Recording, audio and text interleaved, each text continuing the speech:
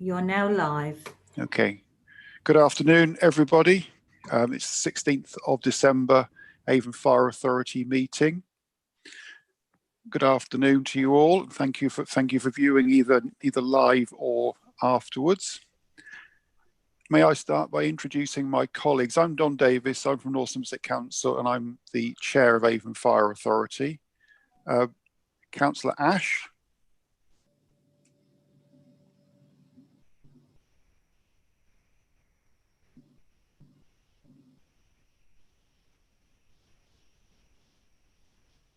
No sign of John Ash.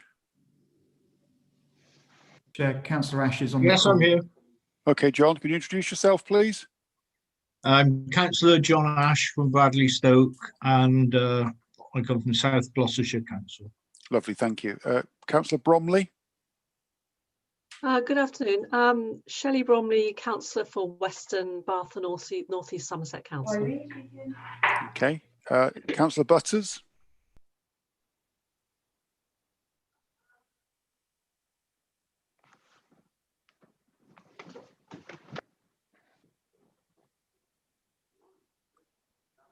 Have we lost Neil Butters? He was on the call earlier. Sorry, well, yeah, I've suddenly been muted. Ah. Can you hear me now? Yes. Sorry, yes. Councillor Neil Butters, Bath Avon, South Ward, Bath and North East Somerset Council. Thank you. Councillor Tony Davis. Myself, Councillor Tony Davis, Doddington Ward in South Gloucestershire. Councillor Eddie. Councillor Richard Eddie, Bristol. Thank you. Councillor Goggin. Hi, Councillor Paul Goggin, Bristol City Council. Councillor Hopkinson. He's not with us, Chair. Okay, so we'll take that as an apology from Councillor Brian Hopkinson, who was from South Gloucestershire Council. Councillor Jacobs. Hello, Ruth Jacobs, Councillor North Somerset Council. Councillor Johnson.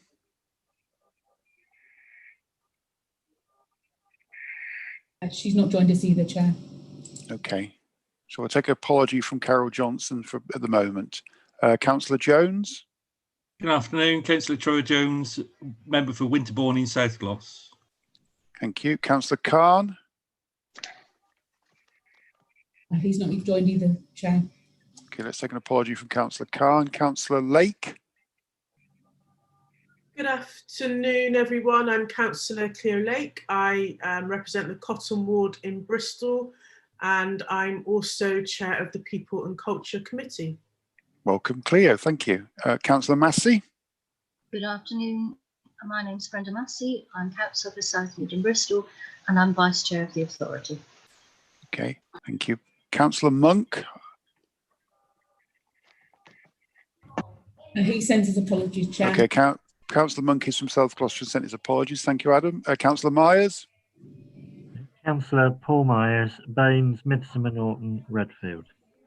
Thank you. Councillor Payne.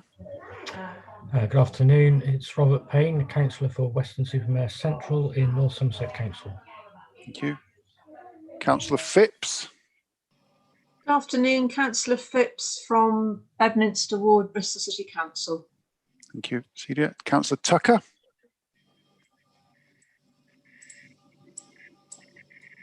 Good afternoon, Richard Tucker, Weston-super-Mare, Milton Ward, North Somerset Council.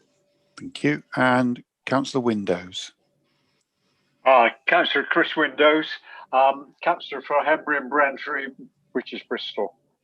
Thank you, Chris. And that should be all the councillors at the meeting, either given apologies or demonstrate they're present. From Chair, sorry to interrupt. Councillor Khan's just joined us. Oh, Councillor Khan, would you like to introduce yourself? Thank you, Chair. Am I heard? Yeah. Okay. Yes, please. Yeah. So yeah. Thank you so much. Sultan Khan, Councillor for Eastville Ward, Bristol, representing Lib Dem here in Bristol. Thank you very much, Sultan. And we have several officers on this call. We've got the Chief Fire Officer, Mick Crendell, and I'll ask Mick to introduce the rest of his colleagues. Yes, good afternoon, Chairman. Good afternoon, councillors. So myself, I'm Mick Crenell, I'm the Chief Fire Officer and Chief Exec of Avon Fire and Rescue Service. There are a number of officers on the call that I just wanted to introduce to you. So we'll start with Amanda. Hi, I'm Amanda Brown. I'm the Clerk and Monitoring Officer of Avon Fire Authority. Thank you, Amanda. Emma. Good afternoon, I'm Emma Bowen, Democratic Services Assistant. Thank you. Sam. Hi, my name's Sam Walcock and I'm taking your minutes today. Thank you, Sam. Simon. Good afternoon, members. Good afternoon, everybody. Simon Shilton, one of the Assistant Chief Fire Officers. Thank you, Simon. And Angela. Angie. Good afternoon, members. I'm Angie Feeney and I'm the Director of Corporate Services here at Avon Fire and Rescue. Thanks, Angie. Danielle. Good afternoon, I'm Danielle. I'm Treasurer for Avon Fire Authority. Thank you. Thanks very much. Rob. Good afternoon, Rob Davis, Assistant Chief Fire Officer. Thank you, Rob. Brian. Good afternoon, everybody. I'm Brian Harwood, Head of Transport for Avon Fire Authority. Thank you, Brian. Sarah, good afternoon. Hi, afternoon, everyone. My name is Sarah Hopper. I'm a crew manager at Avon Fire and Rescue. Here, Rob's asked me to come and do a presentation with him on Beirut. Thanks, Sarah, and welcome. One more, Tanya. Sorry, two more, Tanya. Hi, everybody. Tanya, Head of Procurement for Avon Fire and Rescue Service. Thank you. Good afternoon, Tanya. And Annabelle.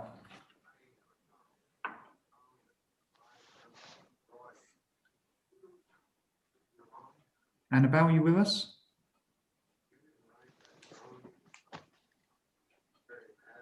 Okay.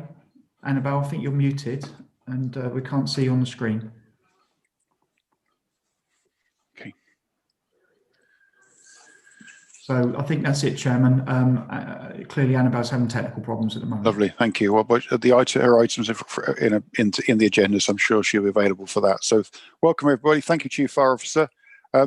So our next item on the agenda is the emergency evacuation procedures.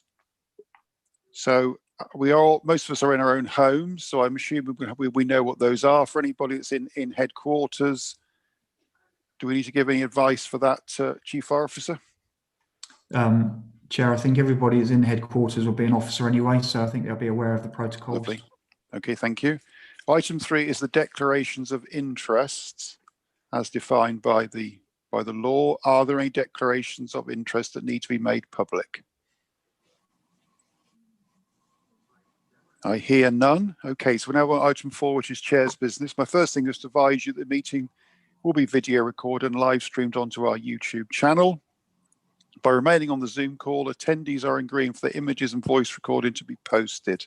And I will now read out the guidelines in relation to today's meeting. In view of the current restrictions that COVID-19 has placed on everybody, including the Fire Authority, this meeting of the Avon Fire Authority will take place using Zoom this afternoon.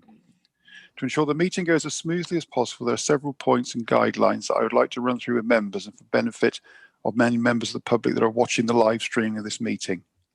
Once the meeting begins, the attendees will be placed onto mute unless invited to speak by the chair of the meeting. If members wish to speak or have a question, please indicate this by sending a message using the chat function or, if necessary, waving their hand. This will be monitored at the end of each item. There will be opportunity for members to speak in turn. The open section of Fire Authority meeting will be video recorded and live streamed onto the Avon Fire Authority, Avon Fire and Rescue Service YouTube channel. By attending a meeting via Zoom, attendees are agreeing for their images and voice recording to be posted. Due to the reduction length of meetings intended that for reports provided for information or noting, a full discussion will not take place. Please keep any mobile phones on mute to avoid interruptions and interference with sound. Public access statements not able to be presented at the meeting by the author will be received by members and published alongside the minutes of the meeting. There'll be a time limit of 30 minutes for public access. 2 public access statements have been received for this meeting, and Councillor Brenda Massey, the Vice Chair, will read them to members. If I need to call a short comfort break, I will tell you how long that break will be for the information of attendees and those watching. The recording and live stream will remain running, but video images should be turned off, as well as microphones remain muted. On return from the break, video images should be switched back on. So thank you very much, colleagues. Item number 3 is a slightly less good piece of news, and it refers to an incident that sadly happened in Avonmouth very recently, and I'm going to ask the Chief Fire Officer to lead on this for me, please. Yes, thank you, Chair, and thank you, councillors. So members will be aware of the incredibly tragic and sad incident and event that took place in Avonmouth on the 3rd of December, around 11:20 in the morning. Clearly a devastating incident for the locality, as well as obviously those involved, and our thoughts and prayers are with everybody affected by the incident, including obviously the families, colleagues and friends of those affected, as well as those that responded to the incident itself. I'd like to invite the authority members and officers and everybody watching to join us, and invite you to stand and join us for a minute's silence in recognition of 4 lives that were sadly lost that day. And the names of those lives are Michael James, Brian Vickery, Raymond White and Luke Wheaton. So I'd invite everybody present to spend a moment in terms of quiet reflection to mark the loss of, sadly, the loss of those 4 lives. Thank you.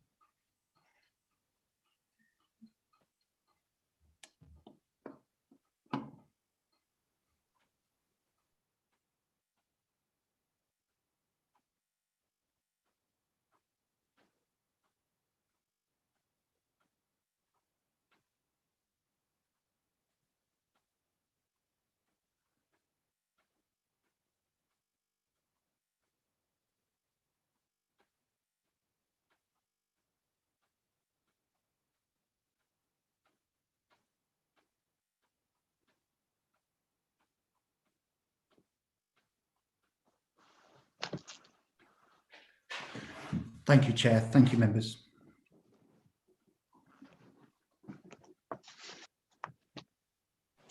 Thank you, colleagues. Thank you, Chief Fire Officer. The next item is to welcome back Councillor Tucker to authority meeting. So great to see you back again, Richard. Thank you very much, Chair. I wouldn't recommend a heart attack to anybody. No, thank you very much. I hope you've learned by experience, and that's the last one. So it's lovely to see you again. On half the same tablets as my father now, I think. Right, thank you. Okay, thank you. Just for the record, voting for anybody who've not been at one of these meetings will take place as following. I will ask members for any votes against the motion, then for any abstentions, and assume that all other members are voting in favour, and Emma and Amanda will monitor those votes. And the final piece from my own section, other than wishing you all a very happy Christmas and New Year, is there going to be a presentation from Assistant Chief Fire Officer Rob Davis and Sarah Hopper following their visit to Beirut. So over to you, Rob and Sarah, please. Thank you, Chair. Hopefully the IT will work. Hopefully members, good afternoon members, hopefully members online can see the presentation. Yeah. Lovely, thank you. Sarah, would you, I'm conscious you did an introduction, but would you mind just introducing yourself and your role in SARE, please? Yeah, sure, well, no worries. Hi everyone, so as I said, so I'm a crew manager at Avon Fire and Rescue. I've worked at Avon Fire and Rescue for 12 years. I've been a crew manager for the last 4. I'm based at Temple at the moment. And I am part of SARE, so Search and Rescue Assistance in Disasters. I've been part of SARE for the last 3 years, and I'm a USAR technician. So that's an urban search and rescue technician. So we train to be able to go and help people in the aftermath of disasters. Yeah, that's me. Thanks. Thank you. I'm conscious of time. With 10 minutes, we'll just skim the surface of the deployment to Beirut. But members may be aware that we've had a long history. Avon Fire Authority, Avon Fire Service had a long history with SARE for the last 20 years as an official partner. What some new members might not be aware of is until recently, we've dealt with international deployments. Until recently, we've built a community resilience team that now take care of some resilience matters within our own backyard, within the United Kingdom, specifically within the Avon, the area that Avon Fire and Rescue Service covers. We are a United Nations affiliated team and recognised by the INSARAG methodology, which is the International Search and Rescue Advisory Group, which sits under the Secretariat of OCHA, the Office for the Coordination of Humanitarian Affairs. This presentation is to some extent the one we did back to the UN last month, following an after-action review of the terrible events of the 4th of August in Beirut itself. Sorry, like I've just mentioned, SARA have had a 20-year history so far, and we've attended most of the most serious disasters, unfortunately, that the planet has seen over those 20 years, and that slide shows a bit of the chronological history of the organisation, and obviously more recently supporting and volunteering within the United Kingdom, and especially with COVID response as well. Our normal but abnormal mobilisations, if you can say it that way, our normal responses to earthquakes. The slide you see there is one of the last major earthquakes we deployed to, which was the Haiti earthquake back in 2010. And we went to the Nepalese earthquake in 2015.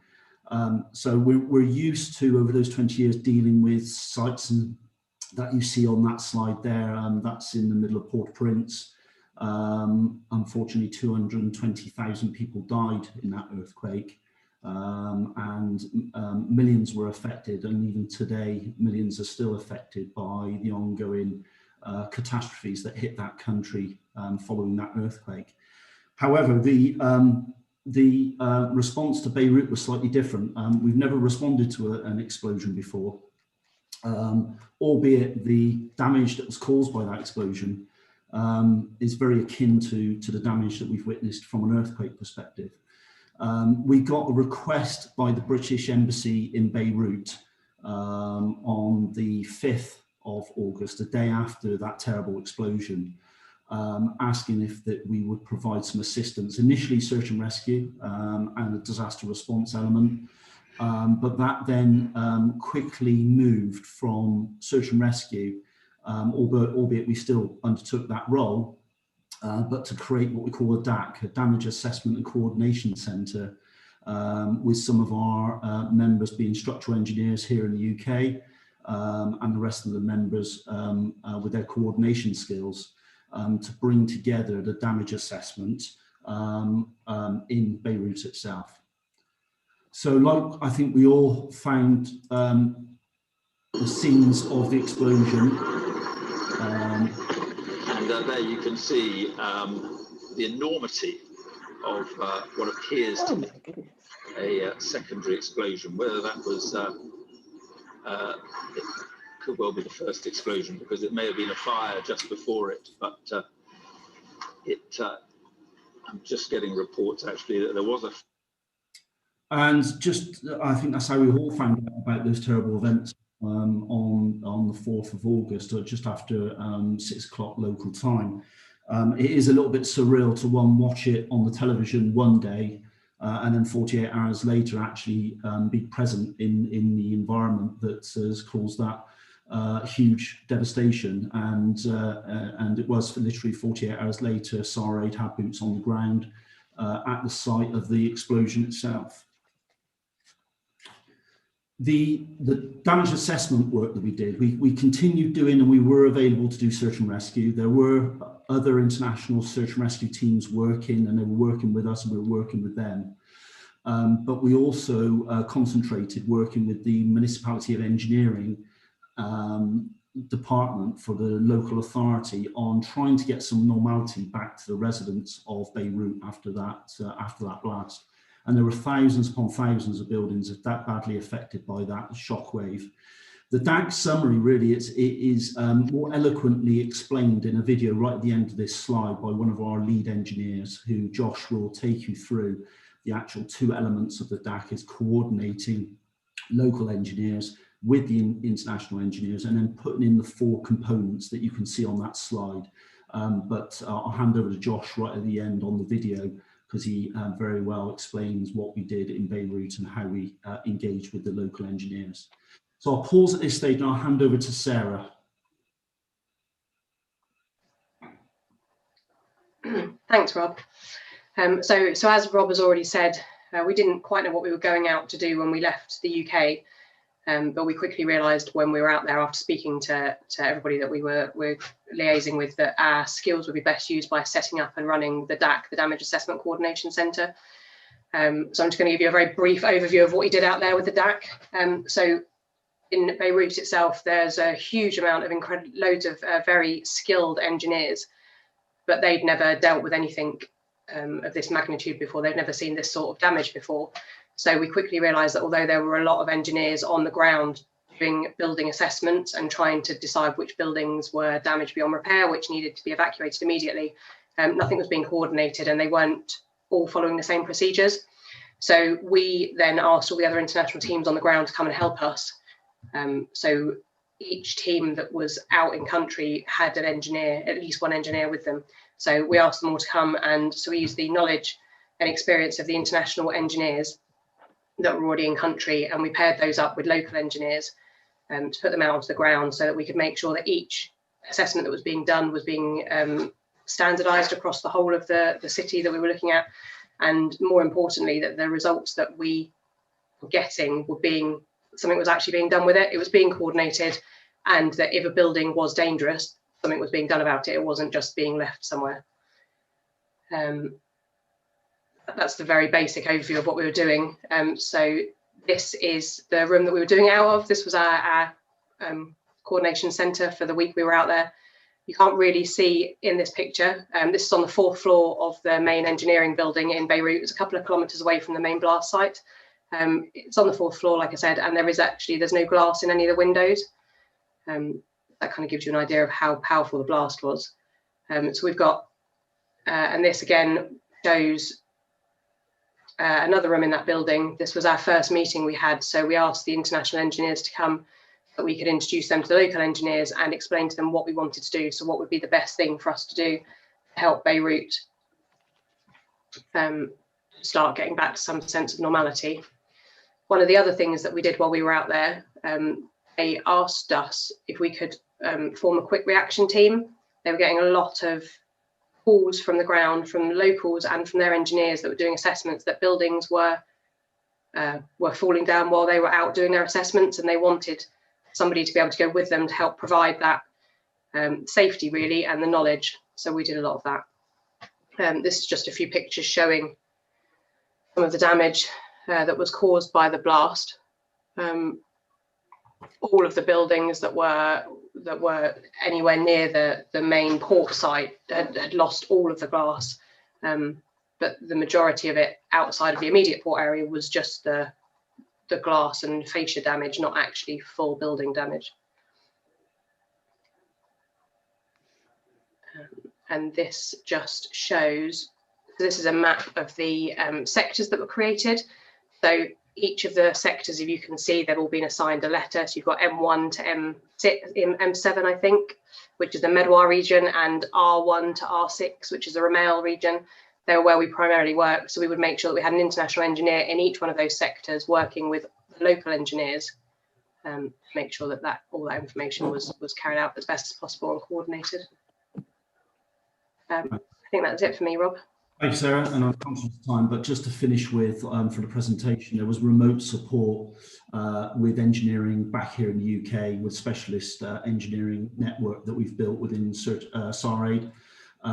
We also, the key bit of the damage assessment was data management using using a paper-based Arabic form for the local engineers, which then went to an app.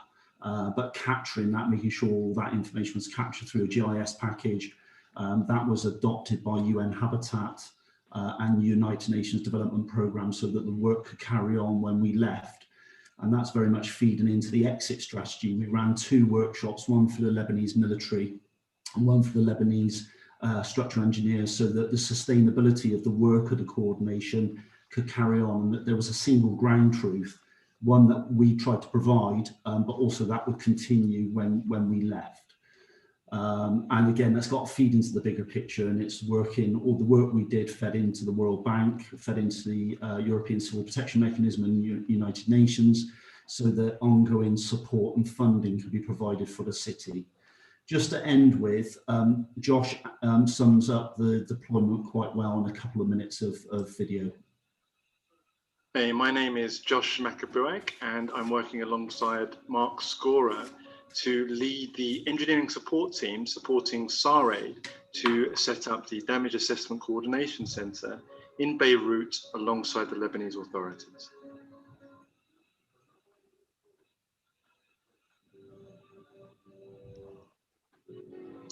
SARAID deployed by invitation to Beirut, the capital of Lebanon, following a major explosion on the 4th of August, which has tragically killed so far more than 150 people, with many more still unaccounted for, destroyed buildings throughout the port and damaged buildings across the entire city.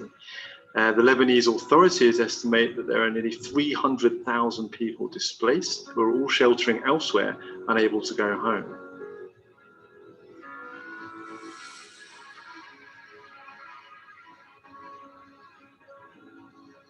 This means that there's an urgent need for building damage assessment to protect people from unsafe buildings, provide peace of mind to those that can return to their homes, and provide information to the Lebanese authorities for decision making. It's a long and complicated process of assessing potentially thousands of dwellings multiple times, from an initial overview and building by building rapid assessment for life safety, to detailed assessment for critical buildings, engineering assessment for the purposes of demolition and reconstruction. It's a process that can take many months and is owned by the Lebanese authorities. The Damage Assessment Coordination Center, or DACC, refers to the center that's separate from the Lebanese authorities, set up by SARAID for two specific goals. That's supporting the Lebanese authorities in the initial stages of setting up the process of coordinating their highly skilled and dedicated Lebanese assessors on the ground. And secondly, the coordination of the international assessors to plug in and support those Lebanese assessors. Experience in past disasters tells us that there are four crucial areas for successful assessment, and that is organization of the assessors, the legal and procedural system for assessing, evacuating, and making safe of the building, the technical procedure for damage assessment, i.e. making sure that all assessors make decisions in the same way, and the collecting, managing, analyzing, and reporting of the data in an effective way that enables decision making. And I'll pause that there because that was really just the piece of video I wanted to show with Josh explaining the DACC process. So I had the pleasure of leading 11 individuals out in Beirut. I have to say they're fantastic humanitarians, every single one of them. Thank you to Sarah for co-presenting today, and I'll pause there, Chair. Thank you, Rob. Thank you, Sarah. And thank you for all your colleagues for all the work they did out there in what was undoubtedly a dreadfully tragic occurrence. Are there any questions? We've just got a few minutes. Is there any colleagues wish to ask any questions? Yes, if I may, Chair. First Neil of all, Butters. I'd like to welcome Rob back. It's great to see you again, so well done. And obviously well done for all you did out there. I wasn't quite sure whether this was part of a national British delegation or, you know, to what extent were AFA in the lead on this. But whatever it is, it was great, but I'm just wondering. Thank you. SARAID is a, as we said, recognised UN non-governmental organisation. So we adhere to the rules of the United Nations under INSRAG and OCHA, but we also adhere to the Red Cross Code of Conduct and Federation Code of Conduct for NGOs. So the British government didn't deploy a search and rescue team. They had reasons for that from the British UK Fire Service. But with us being an NGO linking in through the UN and linking through to the British Embassy in Beirut, there was a direct bilateral request for us to attend. Obviously, we can't enforce ourselves on countries, rightly so. There's sovereignty matters associated with deployment. So what we have to do is be requested by the government or country that's been affected by these disasters. And we use the UN mechanism and some of our in-house contacts to get permission to mobilise, which is what we did in this case. Thank you. Were you the only British people out there? From a search and rescue point of view, yes, there was some UK medical expertise out there. There was British military out there, and we linked in with, because there's also not only the disaster coordination centre, sorry, damage coordination centre, there's also a search and rescue coordination centre as well. So we were the only disaster response, search and rescue or damage assessment entity from the UK in the city. But there were other British specialists from the military and medical aspects in the city itself. Thank you. Thank you. Are there any other questions? I can't see any other hands up. Have you got any on? Oh, Sultan Khan. You're on mute, Sultan. Yeah, Chair, I did on the chat box, I did raise my hands. Sorry. That's fine. Yeah, so again, thank you so much, on behalf of, I think, us as a country, going to Beirut and helping those people. We're not here to talk about politics, but it's a difficult situation. Ultimately, it's lead us to ask a question in terms of how you find the authority. I'm sure they did communicate with you and other teams on the ground well enough, but how you found, if you could share us very quickly that how they were in terms of in a collective effort to deal with this matter, and also how you felt the motive or not motive, sort of the sentiment of people there that who have been sufferers of these horrendous atrocities. If you could share that with, and just the second question very quickly is that, I mean, there are countries like Lebanon in the world, in Asia and Middle East, who are in a situation that such a disaster is very difficult for them to sort of manage or control. Are your organization, SARID, as an organization, do you guys kind of take a position or initiative sometimes to sort of communicate with those countries who are kind of not able to deal with such a disaster and disastrous situation? If you could, thank you. Thanks. Taking your first question first, we link in with what they call the LEMA, which is Local Emergency Management Agency, and in this case, the people that were running the responsibility to respond to that explosion were the local authority, engineering municipality, and the Lebanese military. So we link in. We're not there to tell them what to do. We're just there trying to support them and help with coordination. And bearing in mind there were other international search and rescue teams in country as well from various INSRAG partners. Our role was to try and connect those teams in with the LEMA, the Local Emergency Management Agency, be it the local engineers. That was fantastic. They were very warm, very appreciative, but also very easy to work with. They had been working solidly since the 4th, so they're very tired. So that was very much, we were given, we went to assist, and I think they allowed us to assist, and I think that we eased a little bit of pressure for them in those early stages. The local community were absolutely fantastic towards us, and I'm sure Sarah will agree that they're very warm. They kept coming up and thanking us for being there, made it very humbling, but ultimately, we were very well received in the community of Beirut, out on the streets. And then your second question around capacity building, that's another thing SARID have done for the last 20 years. We do work in a lot of prevention and protection similar to the fire service.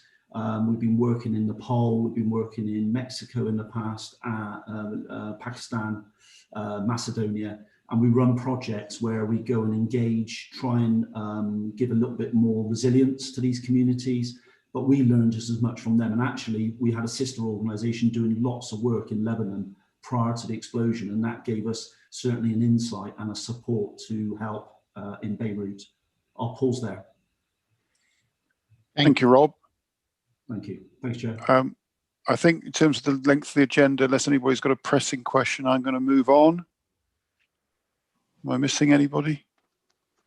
Okay, thank you. So thank you, Rob, and thank you, Sarah, for that, and but most of all for your efforts in going out there in the first place and helping the people of Lebanon. I'm sure that it was an extremely productive visit. Just sad you had to go there in the first place, bearing in mind the tragedy. So thank you very much. Yeah, I think Sarah had her hand up. Who did? Sarah. Sarah. Yeah, I just wanted to say thank you for having us on, and I'm going to make my excuses now. I have to get ready to go to work. So nice to meet you all. And, thank you very much. now. Thank you. Thank you. Thanks, Sarah. So we on to item 5.1, which is slightly more mundane, was the minutes of the ordinary meeting on the 30th of September. I will move that for approval. Do I have a colleague to second? Second, Chair. Ruth Jacobs, I can see her hand. So are there any votes against? Are there abstentions? Amanda, Emma, can I take that as those are passed? Yes, Chair, I can't see any. Lovely, thank you. Item 6 then is public access. There are two statements. My Vice Chair, Brenda Massey, is going to read them out and give a response to both. So Brenda, over to you, please. Thank you, Chair. The first statement today is from Mrs. Neelam Arshad. The current practice of not allowing members of the public to present and read out their public access statement has no justification in law or as a public health consideration. This is for three reasons. One, it goes against Avon Fire Authority practice. The Fire Authority website makes it clear with regard to the rights of residents to present a petition, make a statement, or as a leader of a deputation. I emphasize make a statement. The frequently asked questions section makes this clearer. The total amount of time allocated at each authority meeting for public access will be no more than 30 minutes, and each speaker will speak for no more than 5 minutes. The chair shall have discretion to extend these time limits. 2, it is not a public health requirement. There is no health risk in allowing a member of the public to read out their statement in a virtual meeting situation. There is therefore no justification, as in your Avon Fire Authority meetings information in relation to virtual meetings guidelines for the following. Public access statements will not be able to be presented at the meeting by the author, but will be received by members and published along with the minutes of the meeting. 3, it is not a requirement in law. To quote your own guidance, Section 78 of the Coronavirus Act 2020 makes a number of changes to the legal requirements for holding and convening Fire Authority meetings.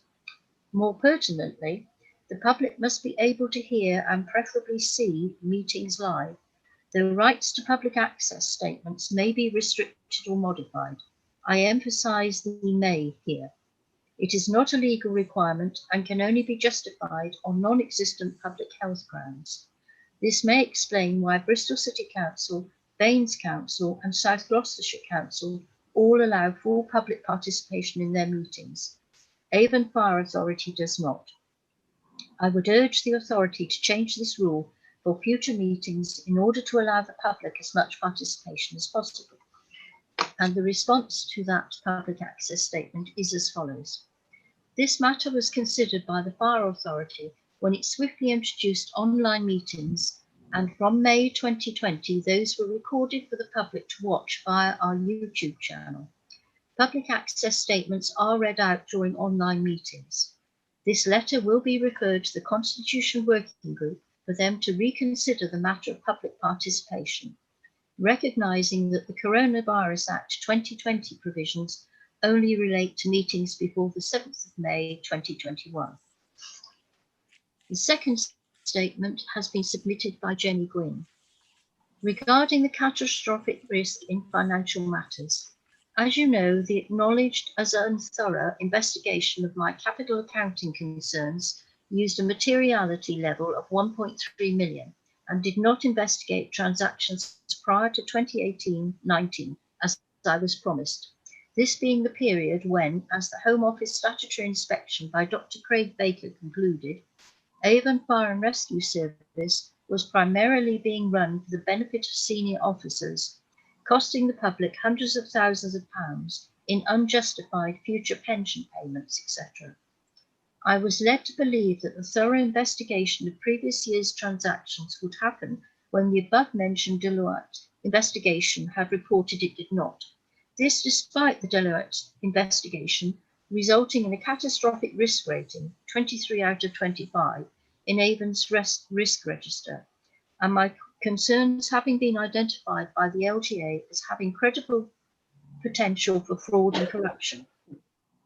Also, Avon have refused my Freedom of Information request to provide documents revealing what 765,000 was spent on land at Temple Back in 2014-15 was for, when no land was purchased. 498,000 of this was written out of the accounts for the sale of HQ land. Please note external works are not included in land assets, so it is hard to imagine what this expenditure was for. Avon have also refused to provide requested information relating to the 2019-20 accounts, which transparency laws give the public the right to see. Numerous AGEC meetings were cancelled during 2019-20, with internal auditors concluding there is a risk that appropriate oversight and attention was not given to their responsibilities, and that the AGEC and the AFA have not received continuous assurance regarding their responsibilities throughout the year. As the AFA have gone back on their promise to me to investigate previous years, I am publicly appealing to members to obtain proof of what the £765,000 expenditure on Temple Back land was for. I am also publicly appealing for the AFA to read the government legislation concerning public rights to inspect annual accounting records and clearly justify to me why I was refused the information that this clearly states I was entitled to receive. I am not a nitpicker, and it was chiefly through huge effort and persistence on my part that the catastrophic risks in financial matters were finally exposed.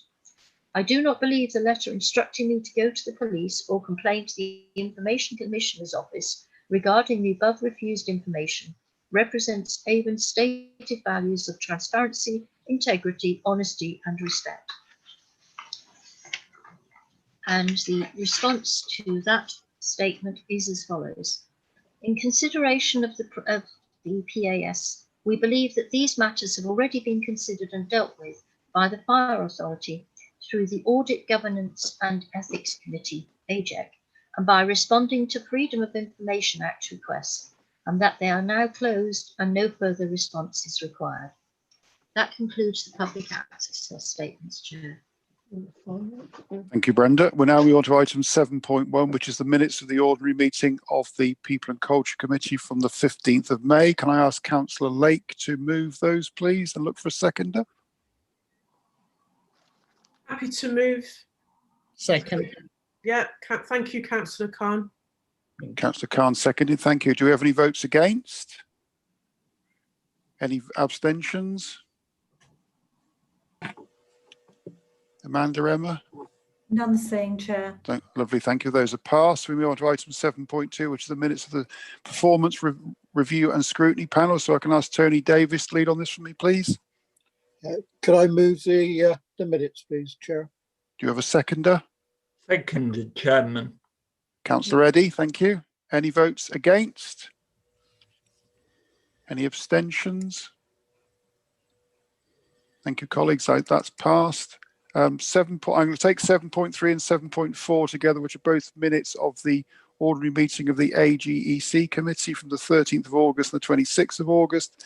Can I ask Councillor Goggin to move those, please, and find a seconder? Yeah, if I could move those as one, please. Seconded. So Sultan Khan seconded. Thank you. Any votes against? Any abstentions? None seen, Chair. Lovely, thank you. So those are also passed. So thank you, colleagues. Now moving to item number 8 for decision, which is the application of the Police and Crime Commissioner to join the Avon Fire Authority. I think the clerk, Amanda Brown, is going to lead on this for us. Thank you, Chair. Yes, I have prepared a paper which I hope members have had an opportunity to read. It's for this meeting dated the 16th of December.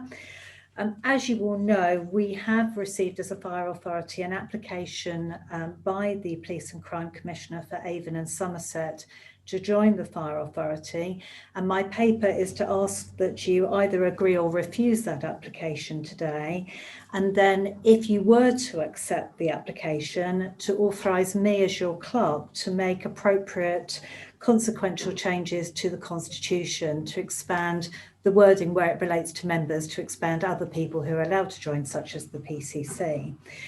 I won't repeat the content of my paper, but in essence, the Policing and Crime Act 2017 introduced provisions which enable greater collaboration between the police, fire, rescue and emergency ambulance services, and enabled relevant PCCs to be appointed to the fire authority.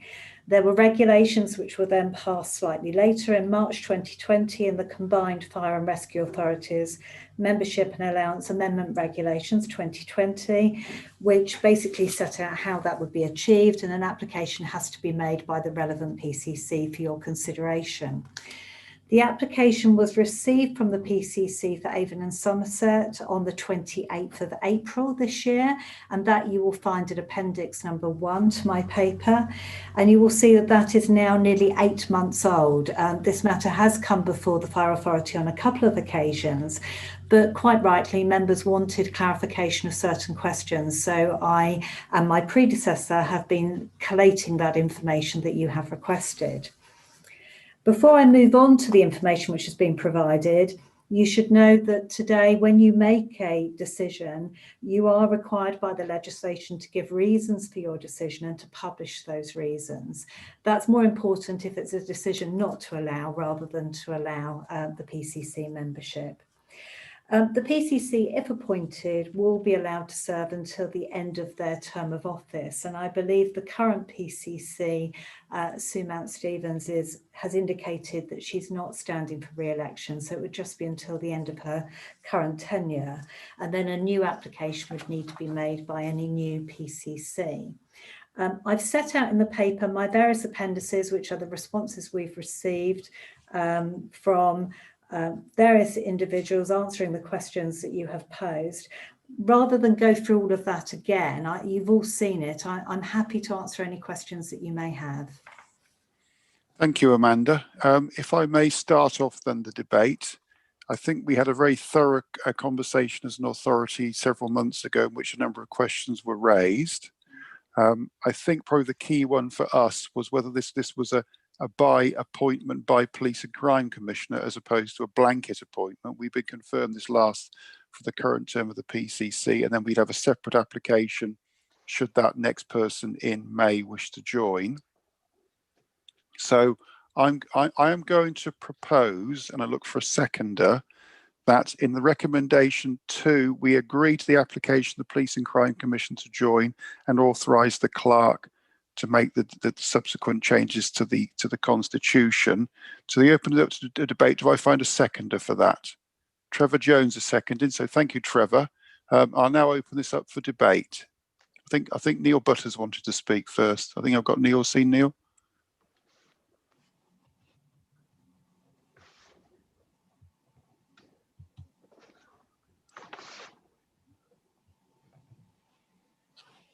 Councillor, Councillor Butters, I think you're muted.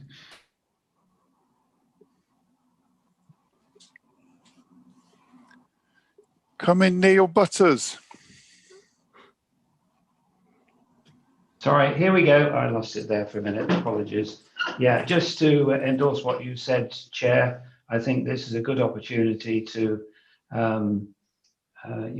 provide some bridging, particularly in view of the importance of getting on with the police service at Portishead, and also, here in Bath, we're looking at a possible tri-service venture. So I think it would be a positive move to have the PCC on board. Thank you. Thank you. That's certainly the emphasis in terms of that collaboration from the letters from the Minister, Lord Greenall. Cleo Lake.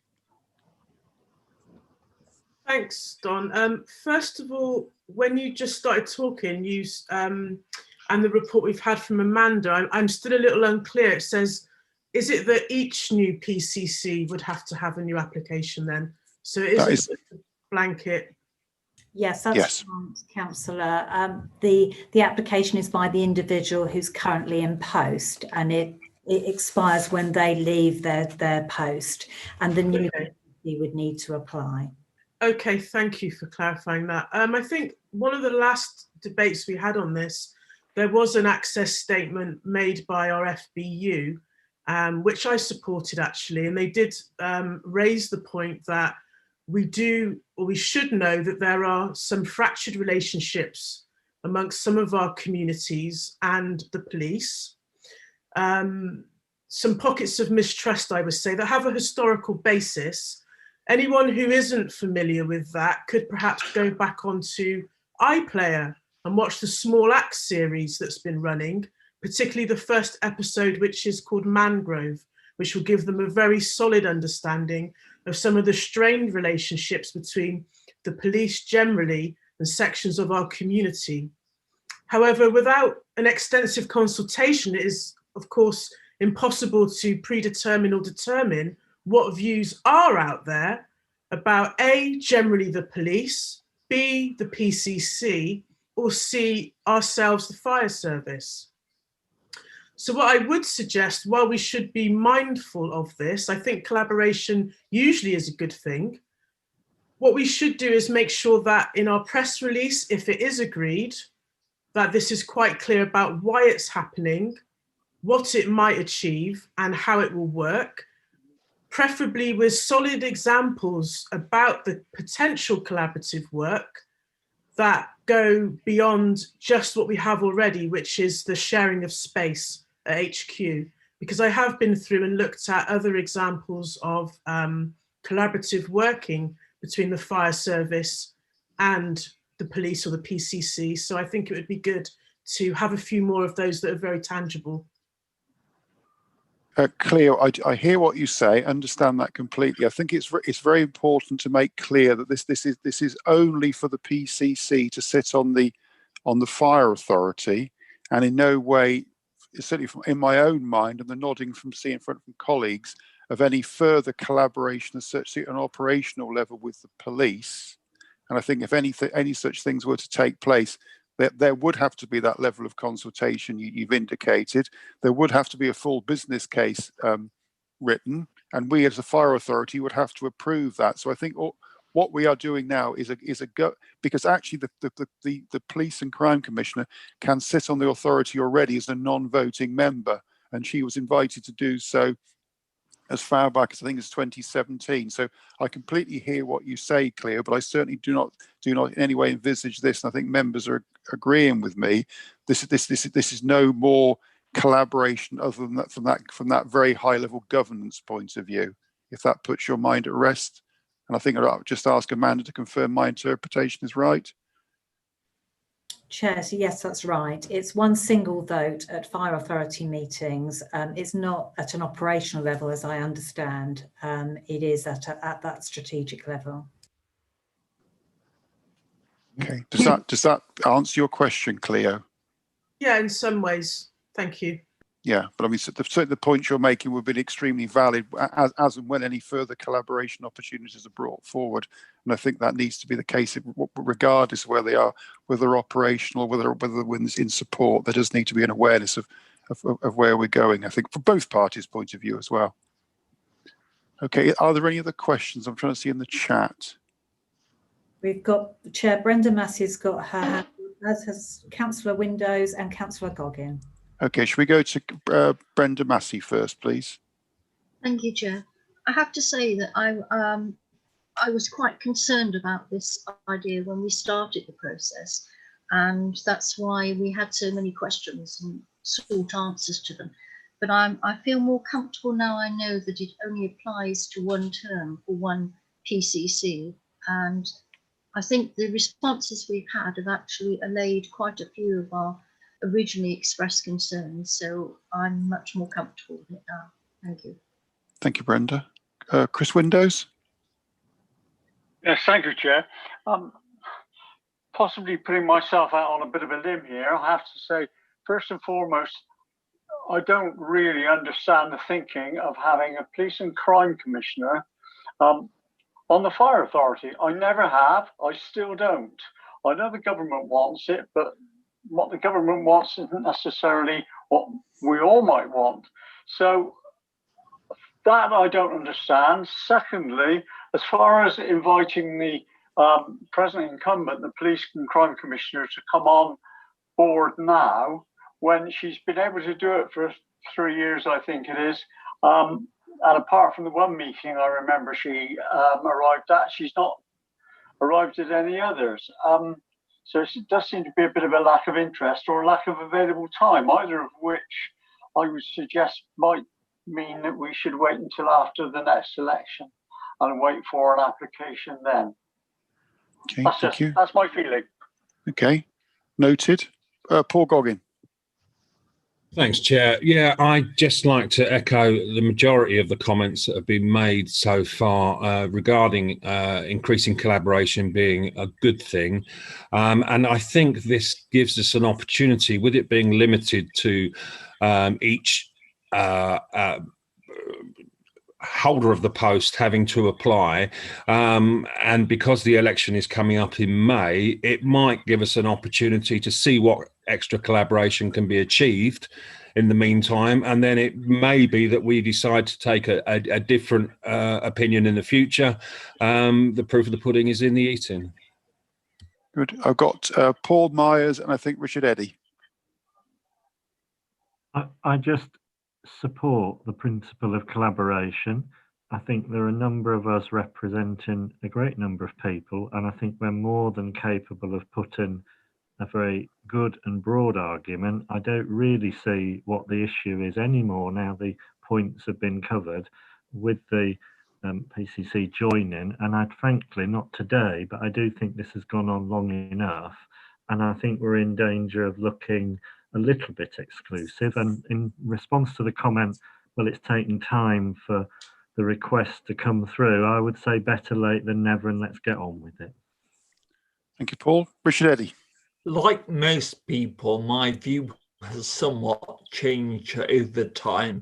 I certainly agree that increased liaising with the police, of course, makes sense, of course. Clearly, the fact we co-locate with the police HQ is key in my view. I believe we needed a few months to actually examine the practical issues and potential conflicts of interest. Overwhelmingly, I believe these have been addressed, so I'm relieved. I do agree with Chris Windows, so I'm somewhat disappointed that we're here now, 3 years too late in a way, and that PCC, the present one, only has a maximum of 2 meetings yet, but we are where we are, of course. Okay. Chair, you had Councillor Tucker had his hand up. Richard Tucker. Thank you very much, Chair. Yes, certainly no problem with the PCC being able to sit on the fire authority. It's just the voting aspect is, I wouldn't say troubles me, but we're all on as direct mandates, if you like, from our various authorities and not from another body. So I'm wondering if it would still be possible to keep the sort of current status quo that the PCC can attend, and we're obviously all interested in hearing views and obviously in improving collaboration, but it's just the voting aspect that I'm not entirely comfortable with, but I will go along with the majority. Thank you. Well, my understanding, Richard, from having spoken to her, and perhaps I'm speaking off the record as it were, is that her view was to be a non-voting member. She didn't want to do that. She wanted to come on as a voting member. So, I mean, but as our clerk has said, where there are 20 of us, that's just one more vote. So it isn't an extra vote in terms of any sort of golden ticket or anything. So it would still be one of 21 as opposed to out of 20. Still a political vote, though, really. But okay. Yes, but I think that the other problem I will then have, you see, Richard, is I have to explain to the minister why we voted against. Sultan Khan. Thank you, Chair. I've been my hand's been raised for a while and no one noticed. So I don't know whether some people are following that or not. However, yeah, I mean, I know we have discussed that before, and I also was in kind of double mind that but I think this is a ask by the PCC, and also maybe it's a part of government's ask, isn't it? And if she comes as Chair said, as a voting member, it's just one extra vote, and I don't think so it will really change much. And basically, she's only here for next 3-4 months, as she indicated that she's not going to be. I don't think so. I'm just in general saying, if anyone has had any ill thought that he or she want to come and sabotage the entire authority and do something, I don't think so. That is her goal in this case. And as per next year and going forward, whoever is he or she is elected, they will have to go through an application. We will then scrutinize that application. We then see whether that individual is right for us to invite and join us. If we feel otherwise, we have all the rights to deny that, and we will make the case. So I don't think so there is a big issue here if we accept this application and today vote for it. Okay. And also, colleagues, one other point to remember from a collaboration, which is a two-way process, is when the PCC is sitting at this meeting, she can be asked questions by us around the role of the police in a formal public meeting, and those questions are minuted and indeed recorded on our YouTube channel. So we would at last have a two-way process in terms of that, whereas currently we don't. Are there any other questions to speak? I don't know if there isn't. Did Trevor want to say anything? You kindly seconded for me. Nothing to add, Chairman. I note the comments made, and I think your last one is probably a good summation. Thank you. So, unless I can see any other requests to speak, I'm going to go for a vote. So, my proposition, which was seconded by Trevor Jones, was that we vote to accept and ask our clerk to amend the constitution accordingly. Do I have anybody voting against? Robert Payne's against. Anybody else? Councillor Windows, Chair. And Councillor Windows. Okay. Do we Chair, have? I'd like to abstain. Councillor Lake. Okay. So Councillor Lake abstaining. Any other abstentions? Councillor Tucker, I think is. Sorry, you'll have to speak. Can you unmute? I abstain, please, Chair. Okay. So we have. I'm assuming, colleagues, the rest of you are voting for the motion. Could I abstain, Chairman? Okay, so Councillor Eddy is abstaining as well. So that's 2 against, 3 abstentions. 4 abstentions. I'm abstaining, please. Who's that? Councillor Ash. Councillor Ash, okay. Tony Davis abstains. Okay.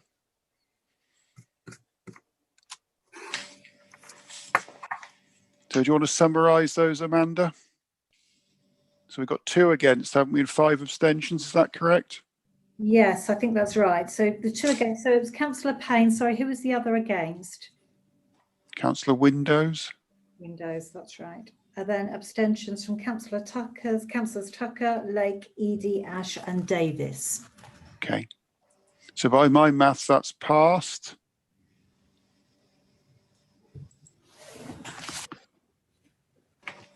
Yes, I believe that's right. Lovely. So thank you, colleagues. And I will ask the clerk to to draft the necessary letter on our behalf, and look forward to meeting the PCC at the next meeting. So thank you.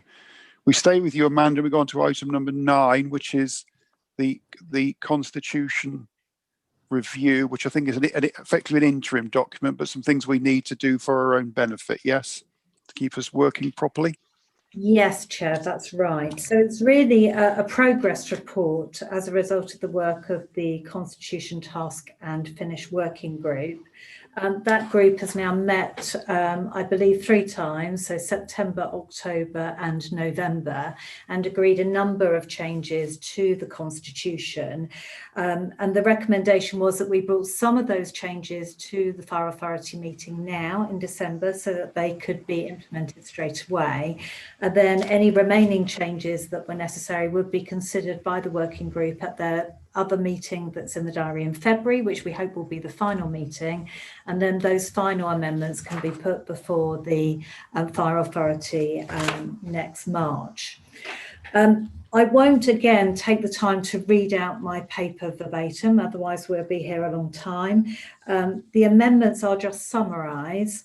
So the first one is to limit the tenure of Fire Authority members. The Constitution is silent about this at the moment. It just mentions a maximum tenure for the chair and vice chair of 6 years. It doesn't actually specify a maximum term of office for members of the Fire Authority. So the Constitution Working Group has suggested that is now included as 8 years, which would of course allow someone who's a member of the Fire Authority to then go on and be a chair or a vice chair for their 6-year term. So that was the first amendment. The second one relates to the contract procedure rules. Now, these are undergoing a very intensive redrafting at the moment. That's an ongoing piece of work. But there is one part of the contract procedure rules which doesn't really work with our new working arrangements due to COVID, which is members of staff at the moment are required to be in the same office at the same time to open a tender. And that is just unworkable. We're trying to make it work, but it's pretty difficult. So the amendment which has been suggested, and which is at Appendix 1, is that a member of the procurement and supplies team is authorised to open those tenures all at the same time, and to make an appropriate record of that having happened with an independent witness standing by them while they do it, and the details are at the appendix. So hopefully that's not very controversial. That is a stopgap amendment. The contract procedure rules as a whole will be amended next year, but in much more detail. Tanya, did you need to add anything to that, or are you happy with my summary? I'm happy, thank you, Amanda. I just wanted to reassure everybody that that tender opening process is electronic and secure and auditable. So although it is my team that will be carrying out that function. Could somebody who's having a conversation elsewhere please go to mute? It might be background noise here because I'm in the office. Sorry. Okay. Can you hear me okay? Yeah, you're fine too. Okay. So it was just to reassure everybody that that is electronic and auditable. So that is so that's all I wanted to say. Should you be concerned about it being my team that are doing it? Chair, I'll move on then. So the next recommendation is probably something we can't deal with today. So Finance duly sent to me the new 2020 finance regulations, which have been considered by the Constitution Working Group. They weren't approved at the last working group meeting because they wanted to have time to have a look at them. So we had a deadline date by which people had to reply. That is completely the mistake of the chair's, the clerk's office, that was not included at Appendix 2 to this paper, for which I apologise. It has been uploaded to Basecamp this morning. So I suggest what we do is we contact members out of this meeting and come up with a plan for getting those regulations approved. I'm hoping we can avoid an extraordinary meeting, but anyway, they're not a long document. I think members will be able to review them quite quickly and hopefully indicate that they are happy with them. Danielle, did you need to add anything to that, or are you happy? Yes, thank you, Amanda. Just to reassure members that these aren't new finance regulations, as noted in the report. They're simply updated finance regs. So over 90% is absolutely what's been in place for many, many years. The review that I was asked to undertake was to update them as the new treasurer. There were a number of old abbreviations referenced to local councils instead of the fire authority. So it's only tweaking what we've already had in place for several years. So it's just to reassure members, it's a pure update, and the updates have been specifically referred to the Constitutional Working Group and were agreed. Thank you. Thank you, Danielle. Moving on then, we have new wording at Appendix 3 for general disturbances at meetings, which is just a common sense redraft of that provision, just to ensure that all meetings in future are held in a polite and businesslike environment and not at all intimidating or threatening to anyone who attends those meetings, whether they be the public or officers or members. Again, that has already been agreed by the working group. Then we have amendments to terms of reference. The first one is an amendment to the pension board terms of reference, which was agreed by the working group at an early stage. And more recently, they agreed an amendment to the Audit, Governance and Ethics Committee terms of reference, mainly procedural amendments to those terms of reference. So, for example, making sure that all members have written reports before meetings for them to read, rather than verbal updates, unless that's urgent and agreed by the chair. Then we go on to new wording to cover the new COVID-19 legislation and the Coronavirus Act 2020. That was drafted by my predecessor and agreed by the working group, so that needs to go in. And now at H, you will see that I've said I will then draft, if you agreed, provisions which allow for membership of the Police and Crime Commissioner. So I'll need to go through the document and find those amendments. And finally, some miscellaneous typographical errors that were spotted. Does anybody have any questions, please? I'm happy to take those. Just for clarity then, Amanda, in item 2C, are you asking us to approve that in principle, subject to you sending a report out for us to approve by email? If members are happy with that approach, that would be preferable, yes. We have already uploaded the finance regulations to Basecamp. They have been published online as well.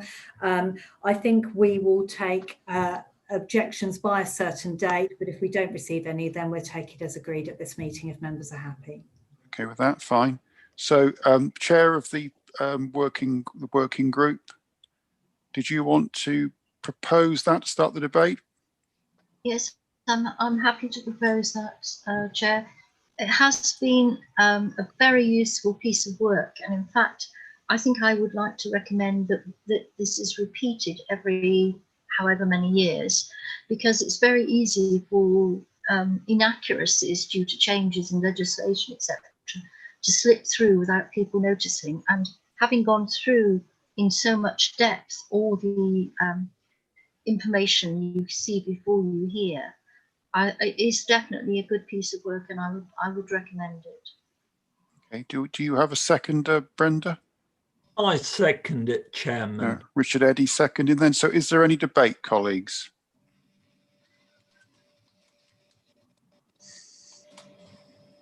Can't see any comments, Chair. Okay. So on that basis, I'm going to go straight to the vote. Any votes against?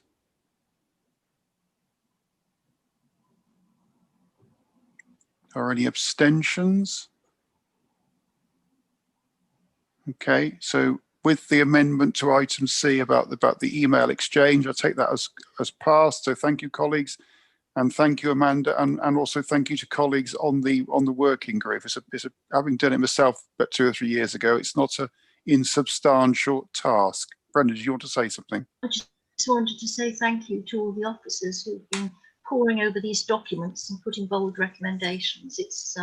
It's been quite time-consuming, but well worth it. So thank you, everybody. Thank you. Thank you. Well, now we move on to item 10, which is the climate emergency declaration. I think Tony Davis, you're going to introduce this, aren't you? And then Annabelle's going to help you. Yes, Chair, I think a lot of help from Annabelle. Basically, we discussed it it would appear that I think it's something that we're probably looking at, but we haven't actually officially said we were going to.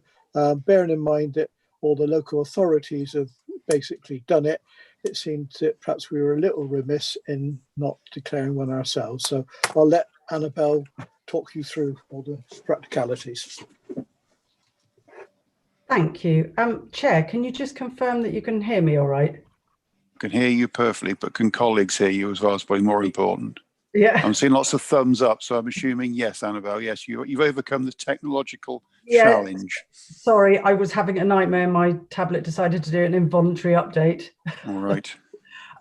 So yes, at the Performance and Scrutiny Review Committee meeting in October, the members unanimously supported the recommendation for the authority to declare a climate emergency. As Councillor Davis just said, obviously all four of our local authorities have already declared a climate emergency, and were amongst the earliest of nearly, I think it's now about 500 councils in the UK to do so, and thousands of other organisations. By declaring a climate emergency, we feel that the Fire Authority would be making a very public and symbolic statement to acknowledge the climate crisis, which is particularly relevant given the increasingly important role of fire and rescue services in responding to the impacts of climate change. Declaring climate emergency would also commit the service to take, it would be a binding commitment for the service to take action, which in fact the service has already committed to do by approving our new 10-year environmental strategy, particularly the central ambitious goal to achieve net zero carbon by 2030. And the costs associated with that are already enshrined in our revenue and capital budgets. So in practice, what does this really mean for the service? Well, it means that as of now, we will be applying a climate change lens to all of our decisions and policies and processes. It means that we'll be decarbonising our estate and fleet. And as you probably know, and as has been reported frequently, we've made significant steps to reduce emissions associated with energy use in our buildings. However, as we know, tackling emissions from our fleet is more of a challenge and will require ambitious and innovative thinking. It will also mean adapting our operations, or continuing to adapt our operations so we're more resilient to climate change risks, and strengthening our prevention role to reduce fire-related emissions. And lastly, by declaring a climate emergency, it would provide a really ideal opportunity for the authority and for the service to demonstrate leadership in our sector and to generate really positive publicity, which we would combine with publicity around our net zero goal and the forthcoming joint launch of our environmental estates and our fleet strategies. Thank you, Annabelle. Yes, I think you're certainly in line with all our member authorities having declared climate emergencies, and I suspect we have in reality declared it ourselves without actually saying anything, because most of the work that we've been doing that you've described is effectively addressing that issue. And I think we now formally make the statement would be very useful. So, Tony, I presume you are proposing this? Yes, Chair. Good, well done. That was the correct answer. Is anybody going to second? Yeah, I second, Chair. That's Neil Butters is seconding, I think. Is that right, Neil? Yes, yes, lovely. thank you. Yeah, so we'll now throw this open to debate. Does anybody wish to ask a question? Could I just ask about the ecological emergency? I'm not entirely sure how relevant it is to the Fire Authority, but was that considered at the same time? Probably in a word, no, because we particularly wanted to look at the carbon emissions and the climate emergency, although the ecological emergency is also of relevance to us in some ways, I think particularly our role in, well, one of our roles in putting out fires and responding to the impacts of climate change, sort of put that at the fore really. But biodiversity, ecology, and sort of our impacts and what we can do to sort of mitigate against negative impacts on biodiversity and ecology are certainly enshrined within the environmental strategy. So that's certainly something we could consider if members felt that that would be relevant. Okay. Sorry, do you mean now or at a future date? Either. I mean, the suggestion might be, Neil, that you want to make an amendment to declare a climate and ecological emergency, given the interconnection between the two. Yeah, Tony, would you agree with that?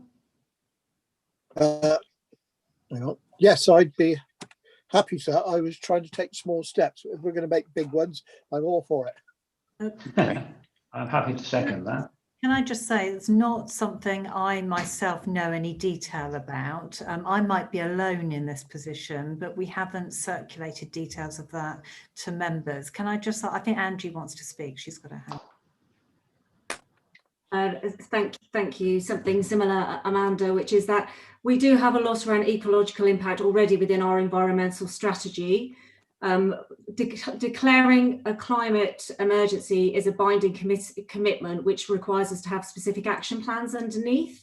So what I would like to do, slightly echoing Amanda, is to look further at the ecological declaration and what that would mean for us in terms of a specific action plan. Make sure whether that means that we're doing anything over and above what's already in our environmental strategy. And if we are, to make sure that obviously our budgets and everything align to that.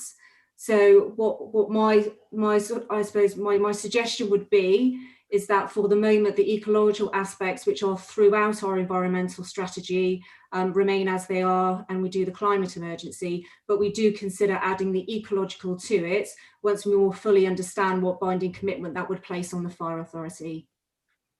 Okay, understood. So on that basis then, Tony, as you sent this to us from PSRC, are you going to take the ecological emergency at PSRC? Yeah, so I think Angie and etc. makes a valid point. We probably do need some background information on it. I'm wholeheartedly supporting it, but perhaps my enthusiasm was running away a little.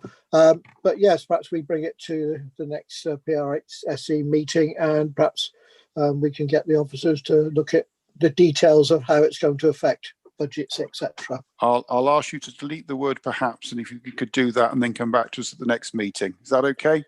Yep. Lovely. Happy with that, Chair. Is there any other further debate? I can't think in chat. I got the Chief Fire Officer. Oh. No debate, thanks, Chair. No, I just, without embarrassing Annabelle, I think I'm going to. I just wanted to thank Annabelle for all the fantastic work that she's doing in this area. We have some outstanding officers in some key areas of our organisation. A few of them are on the call today. So I just wanted to personally thank Annabelle for all her superb work in this area. Thank you. Yeah. And over a very long period of time as well, Chief Fire Officer. She's been a stalwart in this role for a long time. So thank you, Annabelle.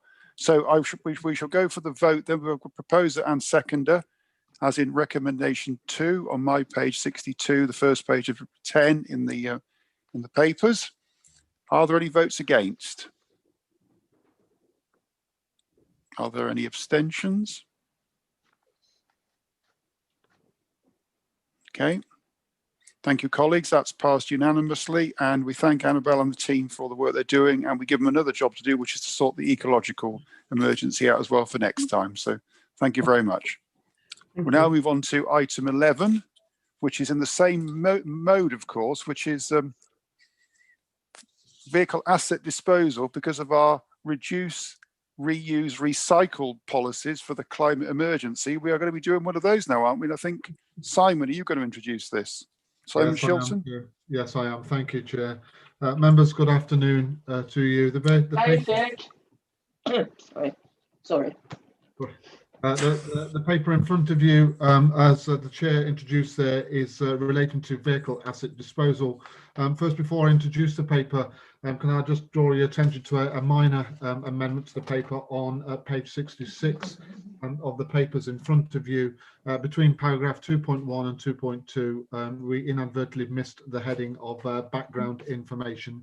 So my apologies to members for that. An amendment was sent to you just short of this meeting today. With regards to the paper itself, there are two recommendations for members to consider. Recommendation 1 is that the ancillary vehicles and specialist appliance fleet to be disposed of via external auction providers. And the second recommendation, recommendation B, is the appliance fleet to be disposed of via charitable donation. On page 65 of your papers, the first paper of the report, the first page of the report, you'll see there is a table of the vehicles, a breakdown of the vehicles to be disposed of or proposed to be disposed of. This is the first paper that we have bought to the fire authority since 2018. So that is why that may appear to be quite a number of vehicles that are up for discussion for disposal here today. One of the reasons why we've had that slight gap, if you like, since the last paper is that we've been able to undertake a fleet review and also rewrite the fleet replacement strategy aligned to one of the actions from the Procurement and Transport Improvement Board that the authority previously established and has now been closed down. Within the paper itself, you will note that there are a number of considerations in looking at vehicle or asset disposal that we take into consideration. Those being charitable donation, private sale, an external auction, an internal auction, open to sell to general public, specialist disposal agents, or to dismantle or scrap the assets that we have to dispose of. In your papers there you will see that there are descriptors under each of those headings. The vehicles for disposal then for today's discussion, on section 4 of your papers, you will see there's a range of vehicles which we would term as being ancillary vehicles and specialist appliances that are due for disposal. Now these can generally be more considered to be commercially viable, so the option there for us to generate capital income from the sale of those particular vehicles themselves. And as I say there, some may be more attractive to the commercial market than others, and relatively less risk to the authority in disposing of those that manner. On page, excuse me, sorry, I refer back.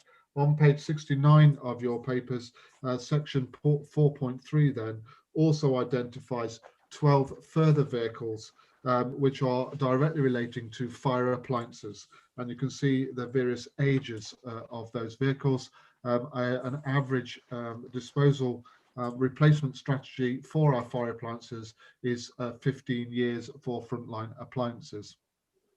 And we've also had those vehicles, all the vehicles there, professionally assessed in terms of their value. The proposal in the paper is those 12 vehicles there, frontline firefighting vehicles, are recommended for disposal through charitable donation.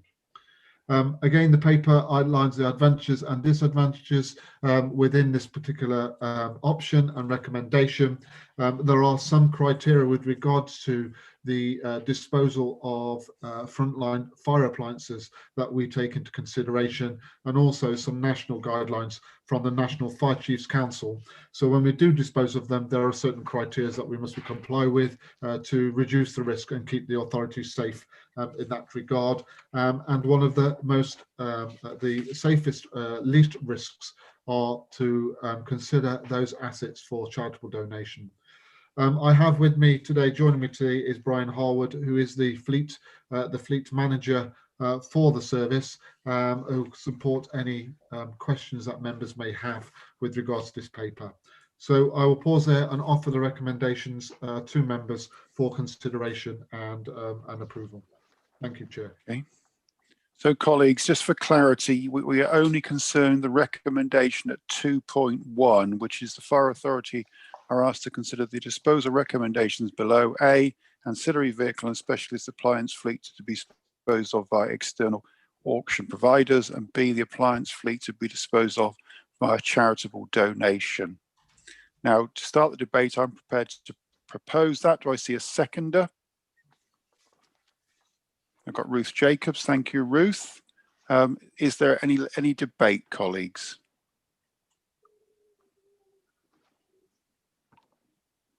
Richard Eddy has left the meeting. I believe Sultan Khan has taken a 15-minute break. So I'm sure Sultan will let us know when he's back in.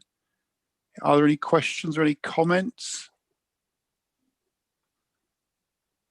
Okay, I don't see anything. I can't see any, Chair. I'd remind members to use the chat function if possible, because I can't see everybody's face. And I don't think Carol Johnson has yet joined us, because Carol has been to Gambia to see the work of our ex appliances that have gone out there to support the Gambia Fire Service, and how wonderful that has been in terms of humanitarian support for another country. So as there is no debate, we're going to go straight to the vote. Do we have anybody against these recommendations? Do we have any abstentions? Okay, so I'm assuming that is unanimously approved, Amanda. None seen, Chair. Thank you, colleagues. Now, we are an hour and a half into the meeting and we are quite away from the exempt items. I'm going to suggest that we have a break now until 3:45,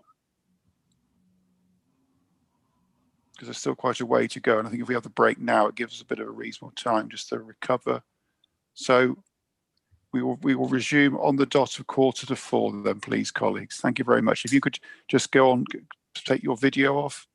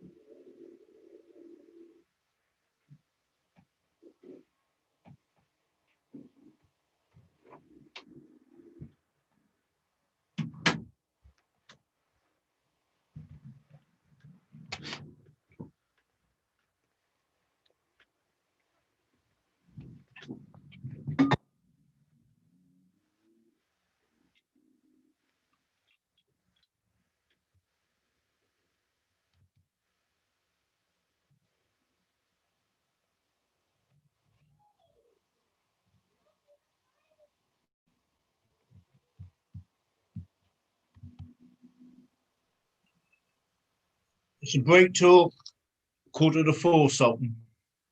Sorry? There's a break till 3:45. 4:45. Okay, excellent. Okay, cheers. Cheers, thanks. Sultan, yeah, sorry, it's a quick comfort break. Excellent. If you're still there, I was just going to say, apologies, I missed your hand earlier. Can you use the chat? I can't see everybody on my screen. Okay, no problem. No problem. Thank you so much.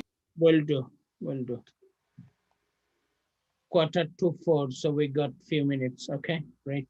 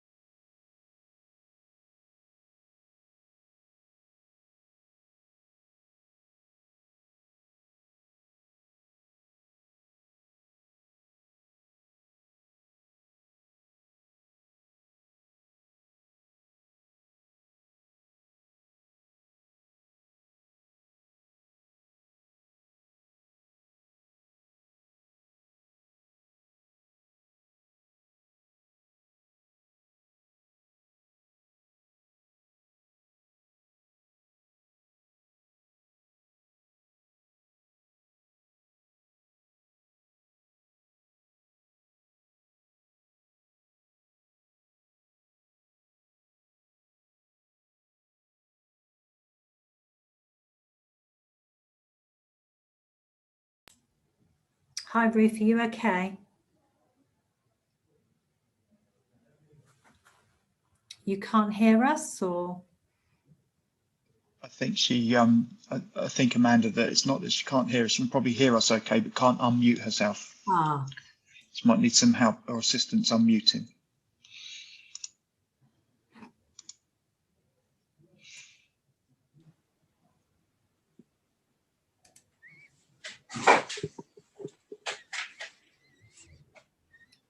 I'll see if we can get it fixed. Emma probably knows better than I how to do it. Hold on.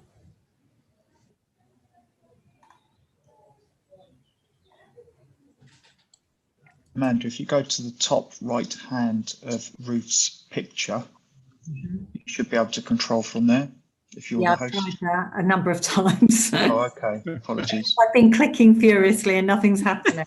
All right, apologies. The obvious one was the thing I tried.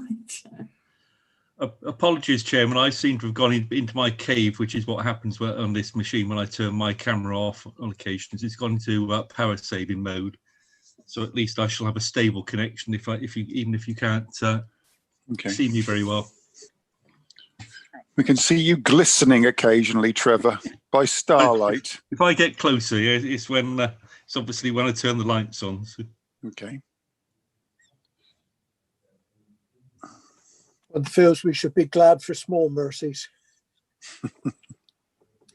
Oh, can you hear me now? Yes, it looks Yeah, like lovely, Ruth. Yes, we can, Ruth. well done. Welcome It back. just goes off and comes on. I don't have an icon, so. Okay, it's now 3:45, so we will resume. Thank you, colleagues.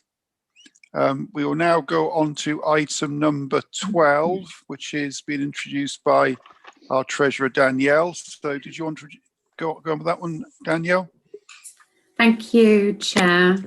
Yes, I'm pleased to present the updated finance results for this year based on the April to October figures. And the forecast based on the first 7 months of the year show a forecast underspend of £318,000. And that's a small underspend. That equates to around 0.62 of our total annual income. So relatively small in terms of our total position. And we can see from the report in Appendix 1 that the majority of that underspend is on the non-pay budgets of 298,000 and the pay budgets of 133,000. And Appendix 2 gives members a little bit more detailed information on that, as well as the budget environments. If we move to the next section, which is the Finance Improvement Programme, members are aware of the Finance Improvement Programme, which I brought to their attention at our last meeting in September. And this plan has also been shared and approved with AJAC.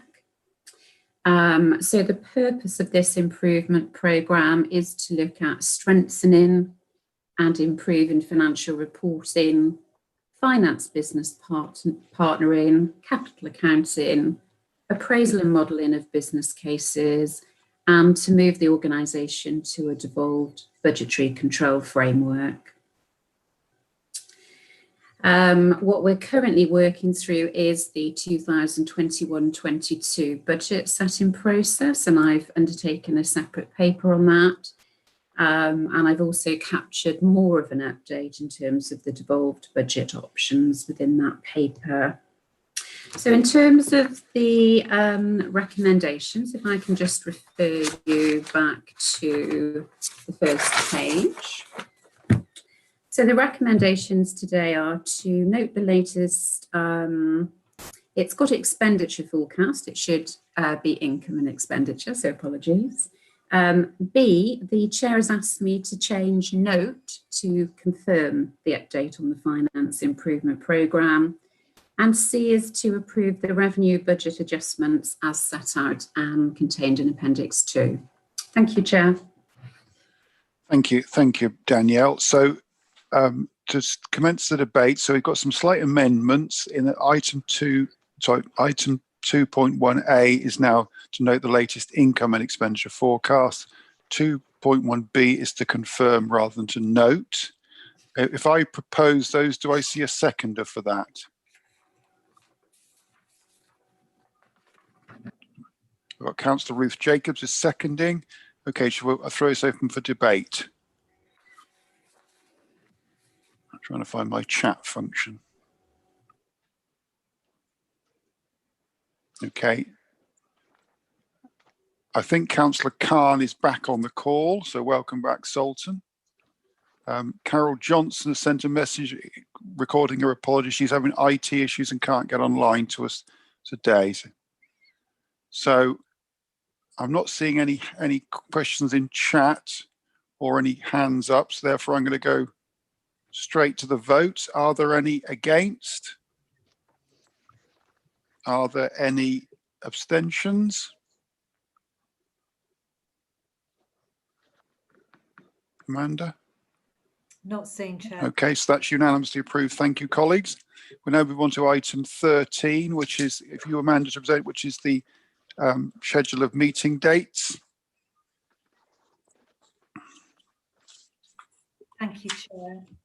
Yes, this is a paper that I've prepared to set out your meeting dates for the coming year. I won't go through all the dates online because you've got those set out in a table in paragraph 3.1, but I'm asking you to approve those proposed schedule of meeting dates for the municipal year 2021-22 and also the revised forward plan for 2021. So that covers work to be done at the end of this financial year going into the next financial year. I don't plan to go through any detail because I think it's pretty self-explanatory, but if anyone has any questions, I'm happy to deal with those. Okay, thank you. So do I have a proposer for this?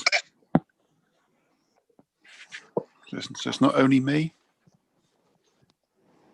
So Ruth Jacobs, are you proposing? Do I have a seconder, please? Yes, I'll propose. And Councillor Windows is seconding, thank you.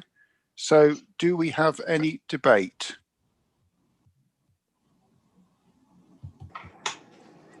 I can see nothing in chat. Okay, I can't see any hands up.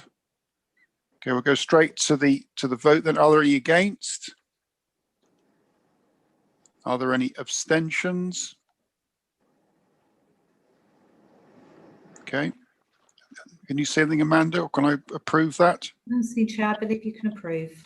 Lovely, thank you very much. Thank you, colleagues. Now we move on to item number 14, which is back to Danielle, which is the budget setting methodology and assumptions, paper 14. Thank you, Chair.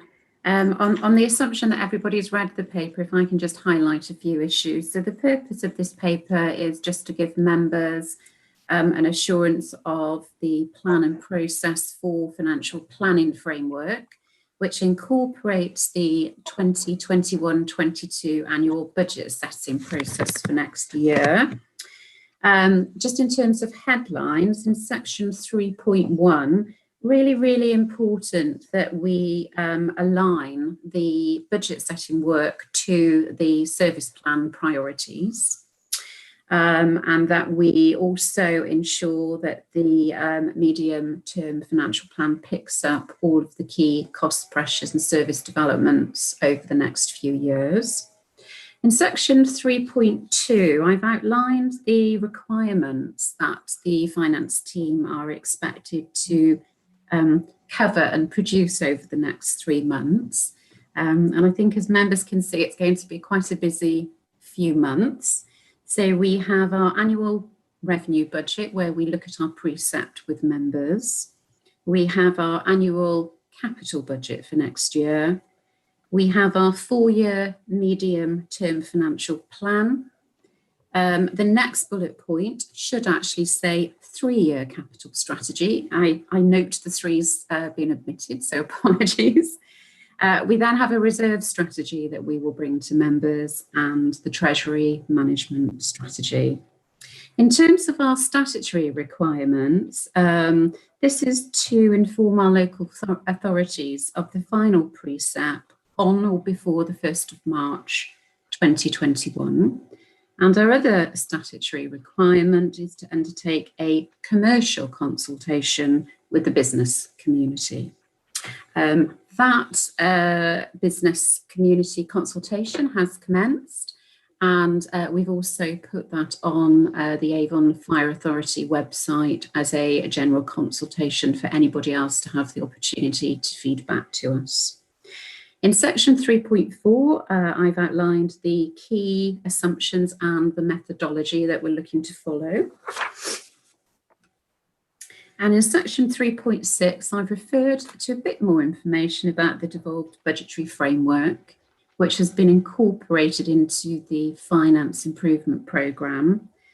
I guess one of the key issues here to note is that the devolved budgetary framework will be a transitional process, and it will take over a year to get to the end point that we're hoping to get to.